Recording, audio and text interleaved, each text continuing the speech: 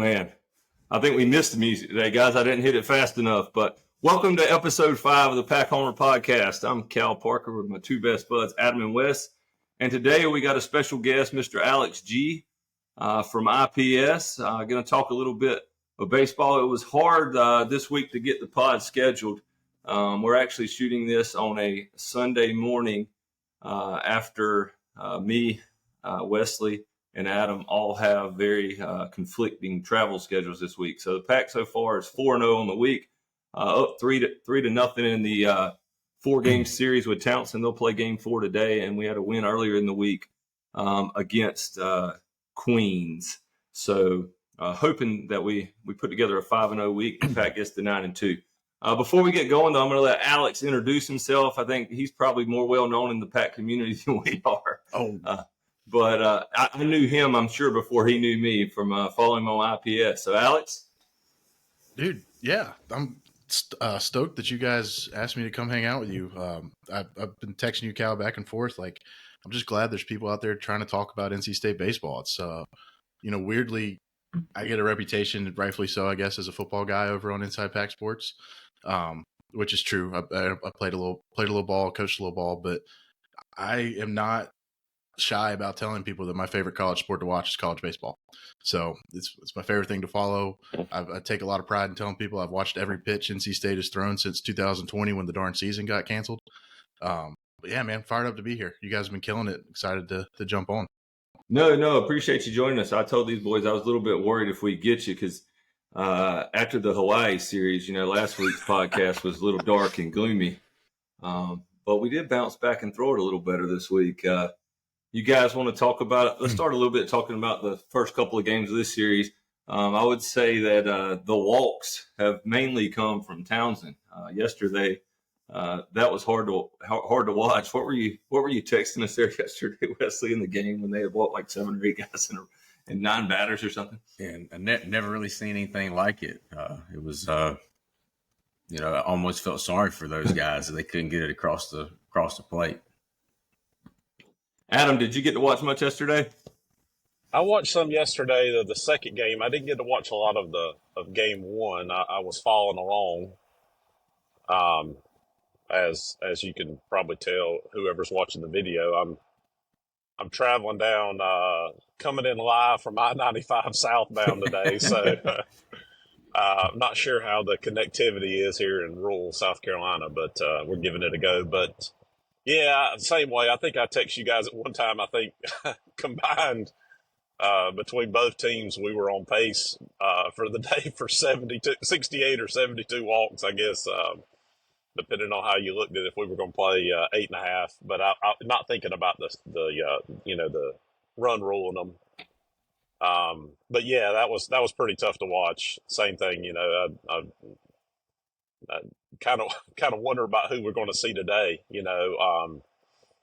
they're going to have to run out there. Obviously, coming off the Sunday game in Hawaii, Ryan Marone, I think he ended up with like 3 1/3 innings, 5 walks, 1 strikeout. So kind of excited to hopefully see him bounce back today, get it across the plate, kind of like the other guys have done so far in the 4 games you mentioned this week. So nice to be on a 5-game winning streak. Hopefully get to add another today. So keep the momentum going there. Just like I would argue, just like hitting, pitching is contagious too in baseball. So hopefully the guys will continue on today and keep throwing strikes. Alex, did you make it out to the ballpark yesterday? So my family and I made it to game 2, which we ended up there late because it was supposed to be a 4:30 start. Game 1 got over early, and I understand them moving it up, not making everyone wait around. But I was in the park for game 2. Did you make it out to the ballpark yesterday? Did not. I wish I could have. I had a little bit of an obligation at 4:00 that I had to match up as well. So I had the baseball game on the big screen and was watching the darn basketball game on the little one. You gotta be able to at least talk about that a little bit. I don't want to talk about it here though. But Yeah, no. So able to watch on TV, and the coverage, the camera coverage that we get is pretty good. This poor kid for Towson, I was looking it up while we were talking. I think the starter had 5 walks in 2/3 of an inning, gave up 6 earned runs. I think there were you could also throw in. I think the count was 5 pass balls / wild pitches that moved runners up. I mean, the first out he got was on a darn rocket that hit the backstop that Souls got stuck between second and third. Kind of stuck in between. Do I advance? Do I go back? And the catcher made a good throw and a good tag. But I was just looking back at this kid's stats. He hasn't made it out of an inning all year for Towson, and has 7 walks on the season in 3 appearances, in 1 2/3 innings total pitched. That's just that's a tough look. So I'm kind of with you, Adam. Like, what the heck are we going to see here in about 2 hours? What's left? What's left? What's left? But I tell you, it's good, at least in my opinion, that State. I think, and I've listened to you guys talk about it, and I caught the joke about how y'all were leaving UConn and thought, oh, UConn football is pretty good too, and then they went I think they might have been winless the rest of the way out. I fell in that trap also. Their quarterback got hurt. I do think they could have won maybe 2 more games if their quarterback hadn't gotten hurt. But comparing that to what we've seen from baseball this year, I do think VCU is pretty good, and I think they're going to make some noise in the Atlantic 10. And I was impressed with whatever we were able to scour up from the tape we saw from Hawaii. I thought they were super patient at the plate. Now, that was paired with us being a little wild with our arms, obviously, and the walk issue was real. But I thought they had a really good approach, and I'd be interested to follow them the rest of the season as well. I know VCU just smoked, I think it was Maryland, either this weekend or in a midweek. So the better those teams can be, I think the better State's going to look in the RPI. I know how important that is. But all that to say, I'm glad we didn't kind of ease into it. But having this series against Towson, who admittedly is not as good as those 2 ball clubs, right before you open up with Boston College, who's a sneaky tough team to play, get the bats hot. You mentioned pitching being contagious. I think State's putting themselves in a good spot going into next week if they can, maybe get 1 more run roll today. Let's see. Why not? Yeah, I've been following Hawaii since that series. I don't know if anyone saw on Twitter. They actually had a batter get ejected this week for celebrating a walk. So that is definitely part of their culture that's ingrained in what they do there, that they're going to battle you at the plate and they're going to work deep in counts and try and draw walks. And I did look, and I think I might have read this on IPS where Alex said everyone walks them a lot, maybe not as many times as we did, but even in the Ole Miss series, they drew a lot of walks. So I was very critical last week. I still think rightfully so, but maybe not as maybe not as understanding of what Hawaii does at the plate is they're pretty tough to pitch to because they're very patient. But this week, so I'll start with the midweek game, and then we'll talk about Friday's game. It was the only one with any real excitement in it thus far, as far as it being a competitive ball game. But we played Queens in the midweek. We did see Chance Mako for the first time. Cooper Consiglio, who did come in in Hawaii, made his second appearance, got his first win. He went 4 innings. And then we saw Chance Mako, Win Scott for the first time, Jacob Halford for the first time, Camden Wimbush, and then Derek Smith finished that game. A game that we ended up, I think the final in that one was 17-2. So Queens is a program that is new to Division I baseball. I think they're in their 2nd or 3rd year playing a Division I schedule. But again, good for us to get out there and swing the bats. Ran a lot of different guys out there. Got to see a bunch of different faces. Drew Lanphier hit a couple of home runs. AMAC hit another one, and really a pretty well pitched and well played ball game from our side. We had 3 walks in that game, and we drew 11 at the plate. So that was refreshing to see. So we won't talk about that one too much, but let's move to the Friday game this week. That was one. I don't know if anyone saw Duke lost to Akron yesterday.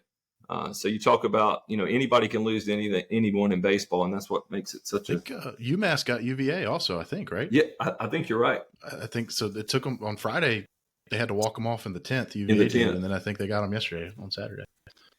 So the game on Friday, the only exciting one so far in the series, one that really Sam Highfield I thought threw the ball the best that he's thrown it all year. I think, what did he have in that ball game? Was it just one walk? I think in that ball game, is that right? I think that's right. Someone correct me if I'm wrong. I think that's right. I thought it was 5 Ks and 1 walk. Yep, and 5 innings of work. You take that. Yeah, and so it was good to see him back in the zone. And then the game, though, we just kind of let him hang around. And then I think it was a 1st and 3rd situation in the 8th in a 5-3 game where I know we used to do this, and when I was coaching, trying to steal a run, basically they early broke from first on purpose to create a rundown. They got a rundown between 1st and 2nd. We got the final out of the inning, but they stole a run from us there. I think that's right, to make it a 5-4 game. And then in the top of the 9th, we kind of kicked it around a little bit, threw one away, and they tied the ball game. And so we go 5-5 into the bottom of the 9th, and it was Lamphere, right? Lamphere was up. Yep. Yeah. Hits a backside double, and we escaped that one, and win 6-5. Anything else, guys, stand out from that game? I hate to. This series has been so ugly that honestly, just trying to talk through it is. There hadn't been a whole lot to talk about other than that one. Anything you guys saw in that game encouraging other than the Sam Highfield story? Well, I think other than, we let them hang around, like you said, but I guess one of the advantages to that game is the end of game situations that we saw in the series. So I think you glean that at least from the situation where we bring in some guys to close the game, and we experienced that before we open up conference play next weekend. I think there was back-to-back situations in the bottom of the 9th where Serrano squared around a bunt, got hit on the back leg, and then Pennington laid down a bunt. That was pretty good. I think we had a joke in a text chat going about, you don't see guys that big. That one on the bingo card. It wasn't on my baseball bingo card to see Garrett Pennington. And I'll tell you guys, obviously y'all have heard enough now. We all love Elliott Avent. We're big Avent fans, but I've always fussed at these boys. I'm like, we never bunt. Like, we got to we got to play a little more small ball. And then get runners on 1st and 2nd with no outs there in the 9th. And Pennington, who hit the ball harder than anybody on the team. Yeah, what did you say? He hit one yesterday, like 106 exit velo, and he's squaring the bunt with a runner in scoring position and 2 outs. But, I liked it. We put him on 2nd and 3rd, and then Lamphere comes up and hits one backside to win us the ball game. And we win 6-5. I will say for Towson, though, the one kid that came in and pitched in relief on Friday night, I was jokingly calling him Reebok, but I think it was Reebok. He did look good for them. I don't think he allowed but maybe 1 hit and like 4 1/3. I can't remember his final stat line, but that was way he was trending, and he might have been the one that gave up a couple there in the 8th. But for an extended period there, kind of an extended relief appearance, he was kind of the one bright spot, I would say, that we saw in their pitching. He went 4 innings, 1 hit. Yeah, 4 innings, 1 hit, 1 earned run. So he definitely kept us at bay for a while. The announcing crew was talking about how he was I don't know if he was their Friday guy last year or not, but he was in their starting rotation. They moved him back into the bullpen, and I'm sitting here watching them play. Somebody told us he was their Friday guy the first series, right? Is that maybe? Or was it last year? He should probably still be their Friday guy. He's been their best guy by far. Was he the guy that kind of had the Sinbad-looking earring? There was one guy. I tell you, didn't pay enough attention to the earring. They showed a close up, and the guy had kind of the Sinbad, kind of long. I saw that. I think that was that guy. But anyway, kind of the Sinbad style earring. But I would say he was definitely their bright spot in their pitching so far. All right, before I move on from that one, I do want to say, guys, I really like Jackson Lucas. I mean, I know he gave up 2 runs, 4 hits, but he just goes out there and he throws the ball over the plate. You can tell he's a competitor. I don't know if you guys have seen seen him live some, where he's got out of some jams. He plays with some emotion, maybe not quite Evan Justice-esque yet emotion, but he plays with some emotion. I really like him. Also, Derek Smith was a guy that really didn't throw. Go ahead. I'm sorry. No, I was just going to say, in Lucas's defense, though, giving up those hits and runs there came promptly after you said Lucas is mowing them down. I think. Yeah, I said Lucas is dealing. Yeah, pretty much immediately after that. In his defense, that it was kind of your fault. But they had 4 hits, and I'm pretty sure 2 of the hits off him were infield hits, choppers. Yes, that might have been, and I think it is worth saying because the score sometimes lies. That was one of the flukier offensive games I've seen a team have in a while. They had 2 RBIs on balls that were hit about 6 inches, but the turf shot those things up 40, 50 feet. So you got Makarevich just sitting there like it's a darn pop fly. That's like an onside kick in football that, hits that first bounce, and you're a sitting duck. I'll tell you, just to add on to your Jackson Lucas thing, I hope like heck that he becomes a fan favorite. That's a guy, he's from the area, from Garner. My brother knows him well. Says he's just an awesome kid and just a huge State fan. And I don't know, that feels, watching a bunch of NC State sports, that feels a little few and far between sometimes. Like you'll see that kid traveling to San Antonio to watch the State Tennessee basketball game. Like he loves NC State, and you can tell, I think, by the way he competes, Cal, that you were mentioning, like he wants to win, like for the university, not just for himself and for his teammates, which I think is a maybe not a unique thing across sports, but it's pretty cool when it happens. Yeah, very nice to get a stud on your roster that the name on the front of the jersey means a lot to him. Mm-hmm. So, he threw good. Then Derek Smith, we didn't really see last year, but he only came in, he threw a third of an inning, but I did just think it was worth mentioning. I mean, he was 94. They say he's 94, 95, so another arm that we, hopefully, as the season goes on, he finds his way because, I mean, it's nice to have 94, 95 at the pen. And then Duden came in.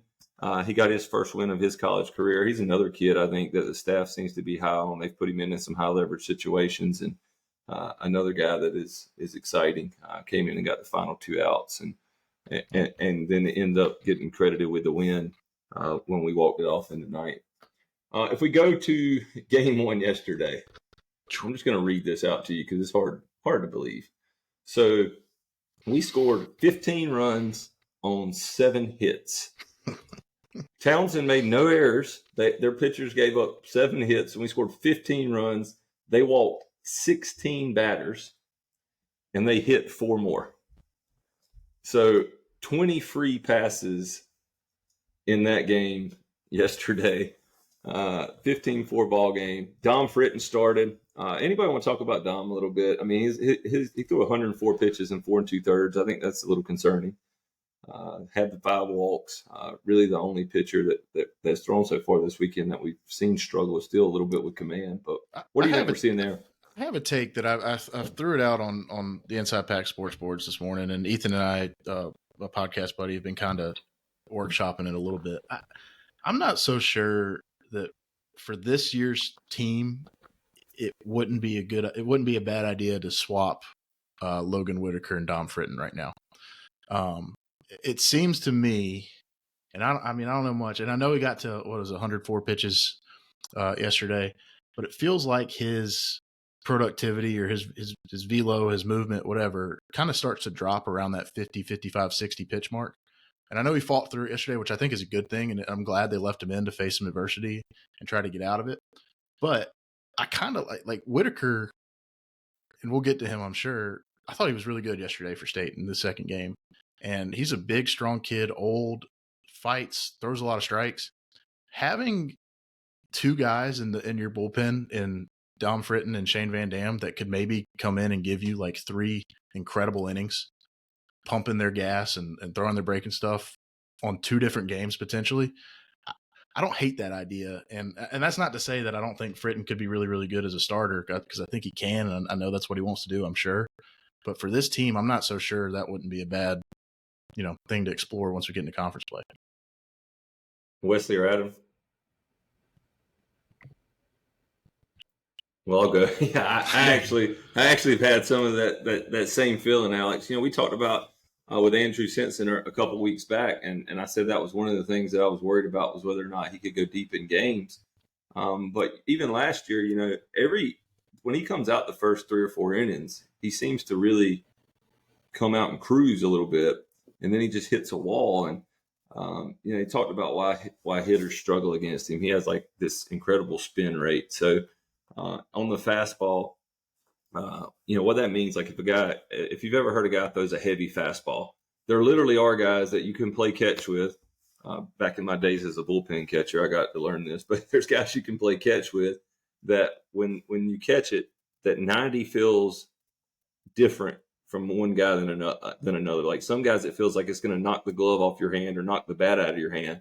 And it's the guys that have the really high spin rate. And Don Fritton's one of those guys, which I think probably does play pretty good out of the bullpen. You see somebody different that, it feels different, looks different. The ball rides a little longer. And I don't hate that idea at all because I thought, like you said, Logan Whitaker looked really good. He's a veteran.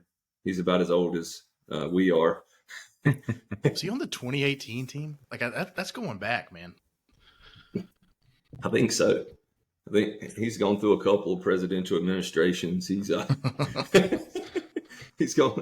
at state before people had ever heard of COVID. He's been around a while, but yeah. So Witt comes in yesterday, 6 innings, 5 hits, 4 strikeouts, no walks, no runs. I mean, just a guy that eats innings. That's what he did last year. And he's, there's some frustration sometimes with Witt where, it seems like in the ACC last year, he'd give up a home run here and there.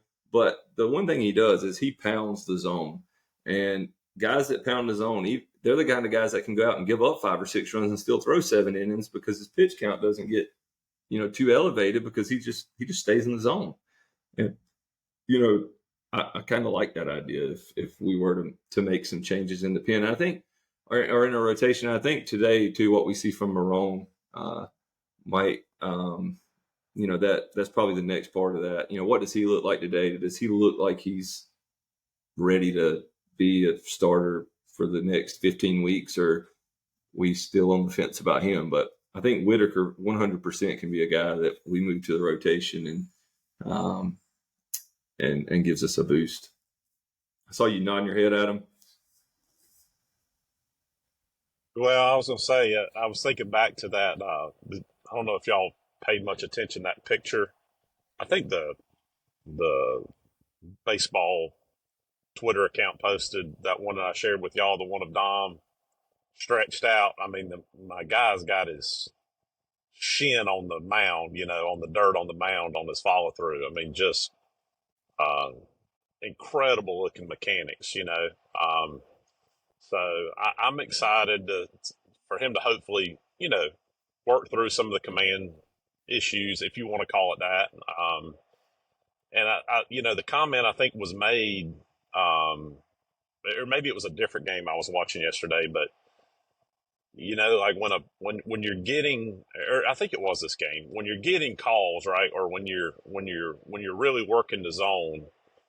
This was on this particular instance, I think, was on a 3-0 count, and it was called ball 4, but one of the announcers mentioned, hey, if this is a 1-2 count or 2-2 count, then that's probably strike 3, but you gotta work the zone a little bit more or a little closer to get those calls, and I think that obviously that comes with maturity and being able to control your pitches a little bit better. But I think there was and you look, in college, the umpiring is,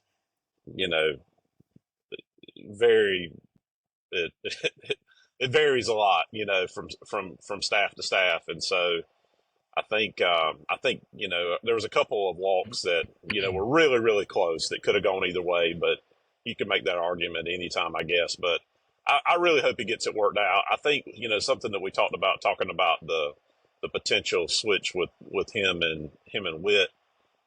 You brought that question up to Andrew Sensen, Cal, about, what does the just from his time being around the game, like what does that workout regimen or preseason regimen look like, for a guy that's going to be a bullpen guy versus a guy that's going to be an every week starter, and obviously I don't know the answer to that, but I think it is worth considering. But hopefully Marone comes out today and looks good, and we can be, happy with having him as that every week starter. I'm hoping so, and again, it's a good problem to have, Alex, like you mentioned with Dom and Witt, if it does come down to that. So.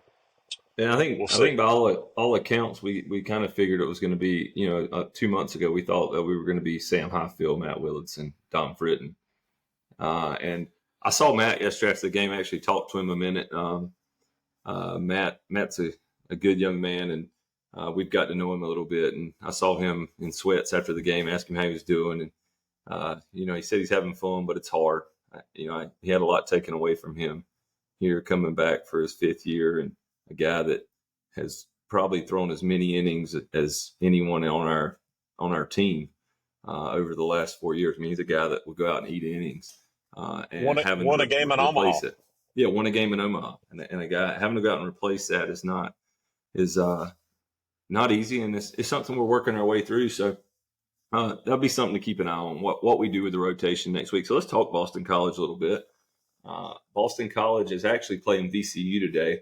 Be interesting to see what they do against VCU today. They're 6-2 right now, so going to be our first ACC matchup. When you guys think Boston College, I'm going to go round robin here. When you think Boston College baseball, because we've watched them for a few years now, we've lost some games. We've been really frustrated afterwards. When you think Boston College baseball, what do you think, Wesley? I'll start with you. I just feel like whether it's baseball, basketball, football, if we're ever playing in Chestnut Hill, I think loss. I mean, I think it works to our advantage to have them at home. I think fundamentally Boston College is always a really good team because they never really have the superstars or All-Americans coming in from high school, right? So they're going to generally be what I would probably figure an older team. And I have not looked at their roster to verify that, but I have all ideas Boston College would be a solid team, but also a series that we should win. And then back to Alex's point with Whitaker, I don't see how well he pitched yesterday and how in command he was and the confidence he had, how he can't be a starter at least one day next weekend. I don't see how that would be the case, not be the case. Adam, Boston College baseball. Let us have it. Yeah, I think back when I think We have lost your sound. Boston College. Or I've lost your sound. I don't know. Do you have me now? Adam, I'm going I knew it might happen. to. Uh-oh. Yeah, how about now? There Yeah, I we got go. you. Yep, Can you hear me now? Okay. we can hear you. Leave it in. No, I was just going to say, yeah, I was going to say when I think back to Boston College baseball, I guess it was last year when we played up there when they had Trot on. Yes. That was at we played at, was it last year we played at Fenway? Had the ALS game? I don't think it was at Fenway. I do think they played an ALS matchup, though. There was one that wasn't on TV. We had to listen to Andrew call the game on radio, and That's right. The Sunday was a doubleheader. Okay, gotcha. Yeah. I guess I was thinking about that when they had Trot on, and him talking about, that 04, I think it was the 04 Red Sox team and that sort of thing. So I guess I don't have a lot of thoughts on BC. I kind of agree with Wesley's sentiment.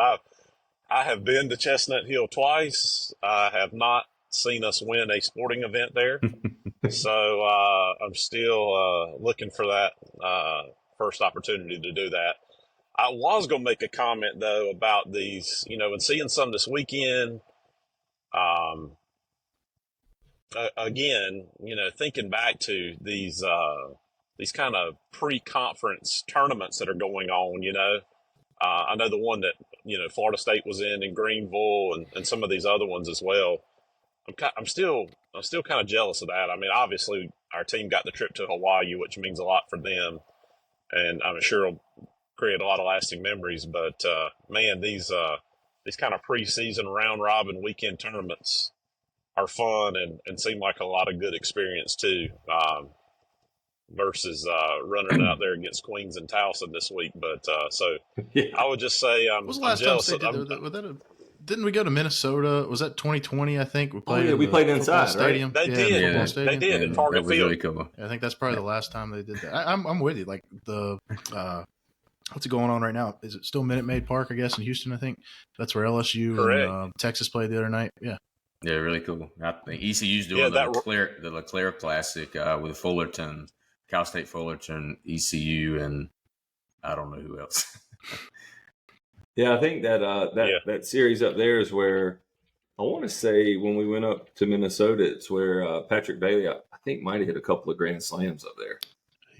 He was coming. I remember y'all's first episode with Andrew. He said that Pat probably would have broken his grand slam record if they kept playing. Yep. It also probably is what made Nick Sweeney a top 75 draft pick. I don't know if you guys remember the start of that year. My man was lights out. Like nobody was hitting him. That darn 2-year stretch for the Wolfpack might be my biggest what if as an NC State fan. They could have back to back in Omaha, and we're going to win in 2020. I don't mean to derail, but oof, hurts. Well, eligible teams. Go ahead. No, I was just going to tell Alex about Cal and I went to Starkville that fall for the Mississippi State football game, and they had like a Team USA. Wasn't it like a Team USA baseball celebration or something, Cal? Yeah, because Elliott was there. Avent was there, yeah. Yeah, Avent was there, and they announced him, and they had a all around Starkville that weekend. They had a bunch of. There was actually kind of a coffee shop right across from the hotel we were staying at that had a their sign out front that said something like "Welcome to the co-national champs" or something like that. College World Series co-national champs. But we ran into the Coach Avent after the football game, and we're talking to him about Omaha and everything, and he made the comment. He said, I'll never forget this. He said, there may have been a better team in America,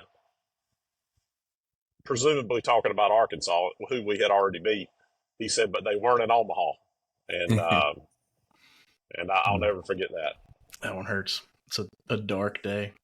No, man, Boston College baseball, I think back to that series last. I think that one stands out to me along with the ECU game in Greenville as maybe the worst defensive performance State's thrown out on a baseball field. If I remember correctly, and it's hard to go box score check it, but because the errors were not counted as errors because they were just balls dropped, miscommunications between, I think poor Carter Trice was out there in left field, Peyton Green at shortstop, just miscommunicating, a ton of third outs, just misplayed, and innings continued. Remember that daggum third baseman? I think they still have him. Nick Wang was hitting bombs on us. Yeah. I tell you, man, and when you start forward looking a little bit here with State's schedule, like I know we would have. I agree completely that I think it'd be pretty sick to go play some really good teams in some of these tournaments. State's about to play some really darn good teams coming up. So I'm not going to say that's I don't think any weekend in the ACC is never a must sweep. I don't think that's the case. But with what State has down the road here, it feels pretty important to at least get 2, and you kind of want to set yourself up by getting 3. Just because, Georgia Tech swinging a hot bat. We know Duke's pretty good, even though they struggled a little bit against Akron, like you mentioned. And it does not get any easier the rest of the way with midweeks or conference opponents. Yeah, I would say that you talk Boston College. I remember that last year. Now, I'm sure that our group text at the time was something like me fussing about, my God, this pitcher's transferred from a Division III school, and some kid I've never heard of is hit a couple bombs, and like you said, we were kicking it all over the place. But yeah, when I think Boston College, I just always think tough, gritty, just they're just always hard to beat. Like you don't, they're not beat until they about stop breathing, like the football game a couple of years ago, which, God, the Drake Thomas pass interference, one of the worst calls I've ever seen in person in my life. But if you don't put them away, they just keep coming at you. So no, I agree. I think it's going to be a big series. I would definitely love to win 3, but I'm with you, Alex. Definitely need to win 2. And I think hopefully we can get our ACC season off on the right foot. Yeah, looking at this, I don't think they've played a home game yet. I think they had one scheduled in late February against Maine that got postponed. But they've been traveling. I mean, obviously that happens with college baseball with teams from the Northeast trying to get south in February. But, typically you kind of feel like you got – and state should have an advantage being the home team, obviously, your own ballpark, your own routine. But this won't be Boston – this won't be new blood for Boston College. Like they're used to traveling. So, yeah, so 6-2 baseball team, maybe 7-2 after today. Should be a good matchup next week at the Doak. We got Winthrop in the midweek. Not going to talk about them a whole lot. They're 4-7. They did lose last week to Queens. So by all accounts, a game that we should win. So hopefully we're going into the Boston College series next weekend at 10-2.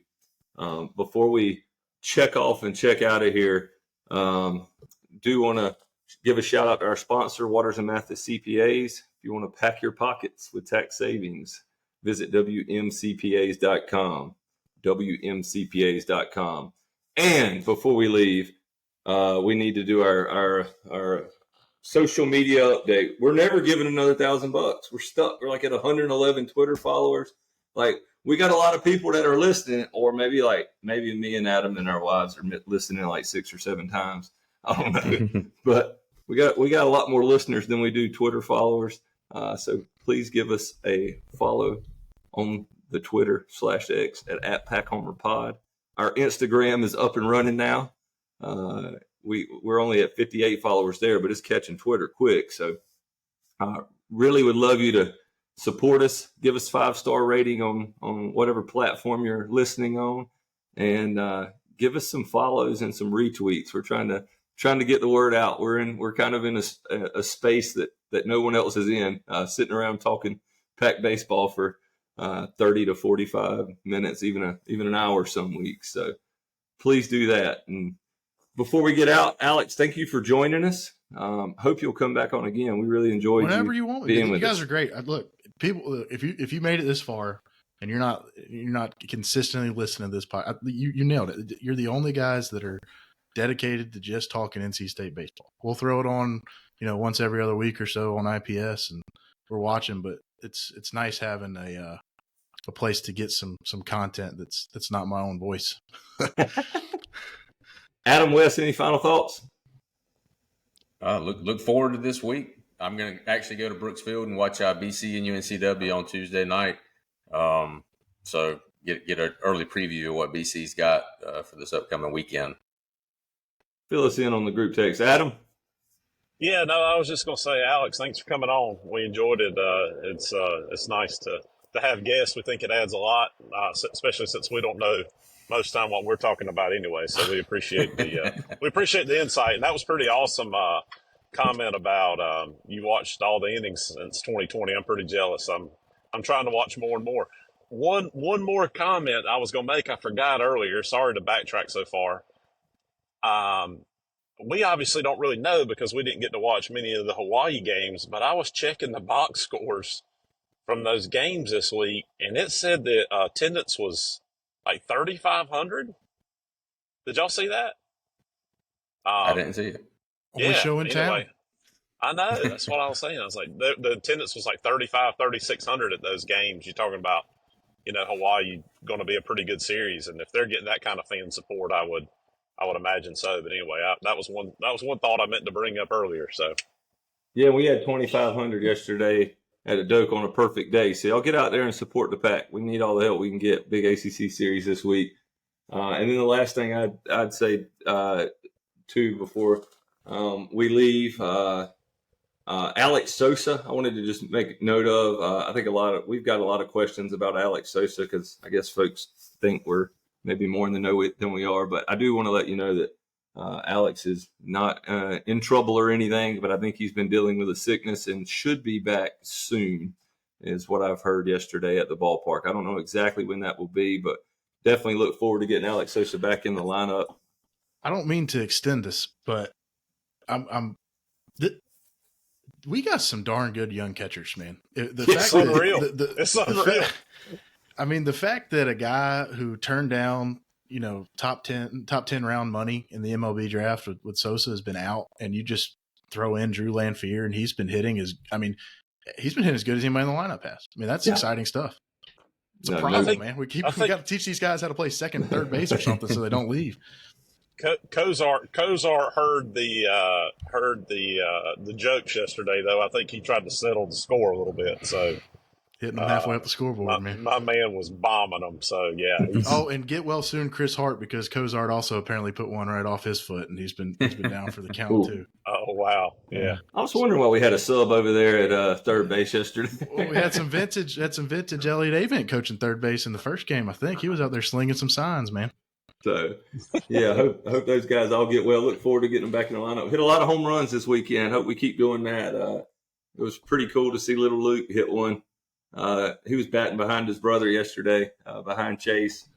I know that's got to be really cool for a baseball guy like Trot Nixon to have his two boys batting back-to-back in an ACC lineup. So, looking forward to this week, guys. Appreciate you for joining us.